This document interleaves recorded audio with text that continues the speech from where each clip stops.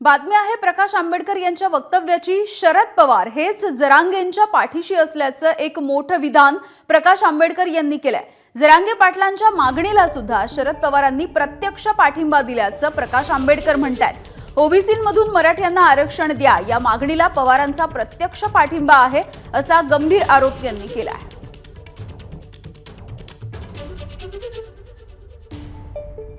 जरांगेंची जी कुणबी समाजातून ओबीसी मधून आरक्षणाची मागणी त्याला राष्ट्रवादी काँग्रेसचा पाठिंबा आहे। शरद पवार या सर्वांच्या पाठीशी आहेत। ज्या अर्थी तुम्ही असर बैठकीला येत नाही आणि स्वतःचं मत मांडत नाही, याचा सरळ सरळ अर्थ असा आहे की तुमचा जरांगे पाटील यांना असणारा पाठिंबा आहे हा सरळ सरळ त्याच्यातला असणारा निकष निघतोय। नसता तर त्यांनी भूमिका आतापर्यंत मांडली असती। शरद पवारांनी भूमिका घेणं आवश्यक आहे असं वाटतंय की ते ज्या ज्या पक्षाला गरज वाटते ते घेतील। एबीपी माझा, उघडा डोळे बघा नीट।